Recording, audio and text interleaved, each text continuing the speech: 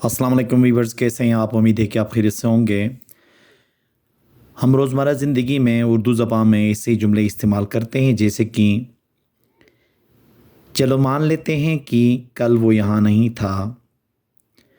चलो मान लेते हैं कि उसने झूठ बोला। हमेशा की तरह आज भी वो लेट आया। हमेशा की तरह झूठ मत बोलो। अब ऐसे जुमलों को हम अंग्रेज़ी में कैसे ट्रांसलेट करेंगे, किस स्ट्रक्चर के ज़रिए हम ट्रांसलेट कर लेंगे, वो आज के इस लेक्चर में तफसीलन डिस्कस कर लेते हैं। तो आइए शुरू कर लेते हैं।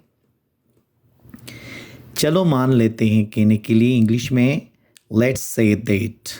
लेट्स से दैट का इस्तेमाल करते हैं किस चीज़ के लिए? चलो मान लेते हैं कहने के लिए। अब इसका जो फार्मूला बनेगा कुछ इस तरह से बनेगा। लेट्स से दैट के बाद हम सेंटेंस का इस्तेमाल करेंगे। अब वो सेंटेंस किसी भी टेंस का हो सकता है, जैसे कि चलो मान लेते हैं कि कल वो यहाँ नहीं था। चलो मान लेते हैं कि कल वो यहाँ नहीं था। आप देखें ना, इसमें चलो मान लेते हैं का जो इस्तेमाल हुआ है। अब इसको हम कैसे ट्रांसलेट करेंगे? Let's say that he was not here yesterday. Let's say that he was not here yesterday. चलो मान लेते हैं कि ये मकान आपके भाई ने ख़रीदा है। चलो मान लेते हैं कि ये मकान आपके भाई ने ख़रीदा है।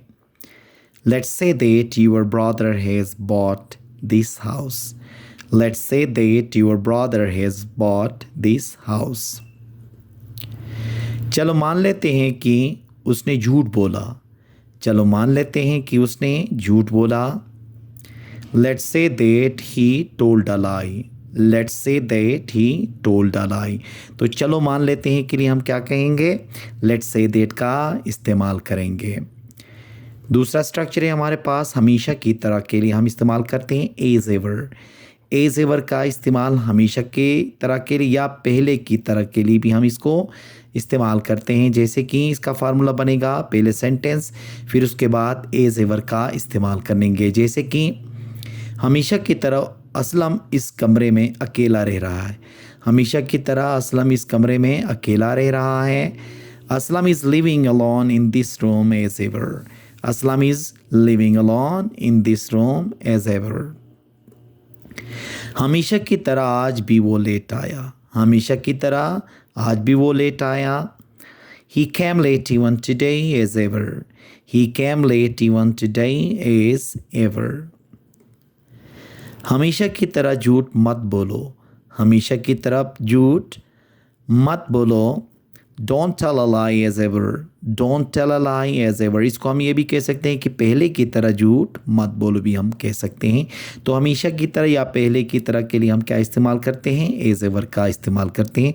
ये दोनों स्ट्रक्चर बहुत इंपॉर्टेंट है, ये हमारे डेली लाइफ में ज़्यादा इस्तेमाल होते हैं। तो आप इनकी प्रैक्टिस कर लें, इंशाल्लाह आपकी इंग्लिश बेहतर होगी। उम्मीद है कि आज का ये लेक्चर आपको पसंद आया होगा। Thank you very much.